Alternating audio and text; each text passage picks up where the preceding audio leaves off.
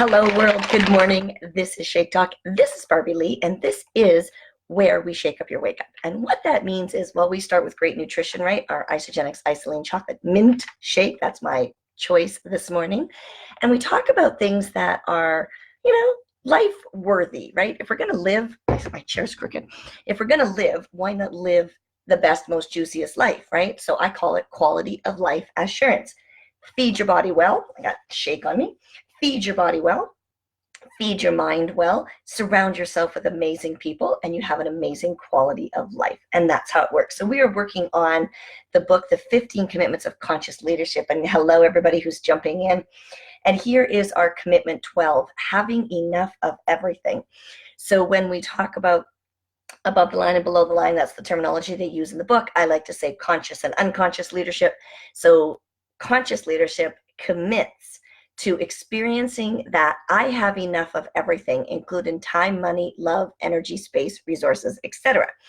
And if you are an unconscious leadership, you are unconsciously committing to a scarcity mentality, choosing to see that there is not enough for me and others in the world, and therefore I have to be conscious of making sure I get and preserve what is mine.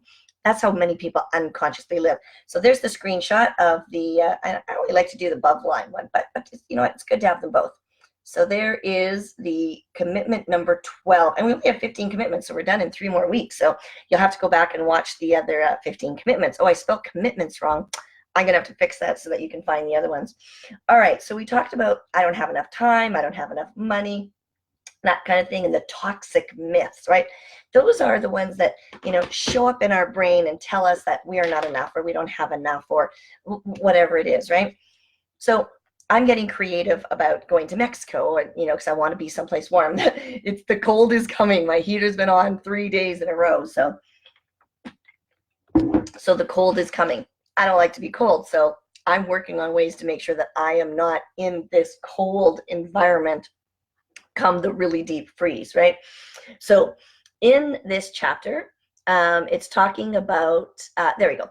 I commit to living from the belief that I have enough of everything, including time, money, love, energy, space, resources, etc. So what it is it's talking about your perspective. It's talking about how you see the world. Now, if you see the world as it's not enough, right? Oh, I never have enough to pay my bills, or oh, I never have enough time, or I don't have enough friends. That's a big one, right? I don't have enough friends. What is enough friends? I don't know, right? I don't have enough energy, all this kind of stuff, which are all just perceptions, because there's a way in the world when you really want them. I always ask people, are you curious or serious about that question? Because if you're just thinking, I don't have enough energy, you're just kind of curious. But if you're serious, you're like, I don't have enough energy and I need to do something about it, right? So my plan to get to Mexico is, it tweaked it a little bit, right? Because I'm like, so prices for rentals and stuff went up in Mazatlan, and I was like, oh, I want a better place, and and I was like, I'll just get a bigger place and invite people to come and be my roommate for a week. So many people in my world got an invite yesterday to a Facebook party, whatever, Facebook event, and I'm going to invite them to maybe come and spend a week or 2 with me in Mexico. That way I get a better place and everybody can come to Mexico for a cheap price and blah, blah, blah. Anyways, so the expansion of enough. So how do we realize that we have enough? Well, the first one is gratitude, right? If you woke up this morning, first of all, if you're on here, you have enough because you have Wi-Fi, you have a computer or some sort of electronic device that, connects you to the rest of the world. So you definitely have enough. Okay, do you understand that? Now, that the wants that come out of these things, right? We talked about that last chapter. You may not have, yay, I'm glad you caught me too, Carol. You may not have enough of what you want, but definitely you always have enough, because it's always good to want more things, right? Like, I want to be warm this winter. If I just sat here and went, it's okay, I could be sitting in Edmonton freezing my petunia off like a lot of other people. Anyway, so it talks about the sufficiency, cancel that, the sufficiency in meditation.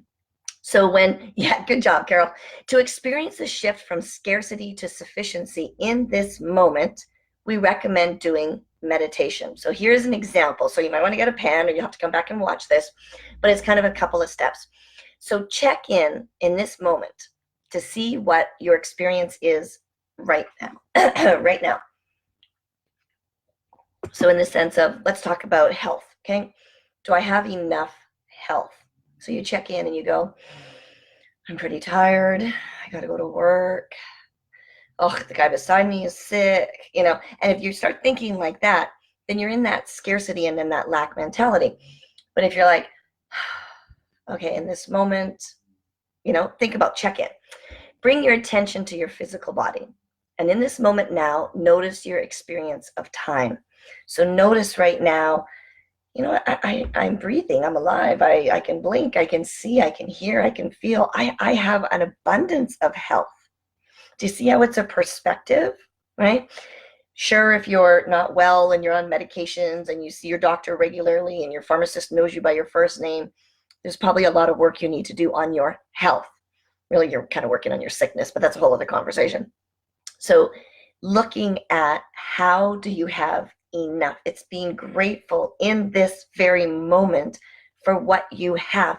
That's how you know you have enough.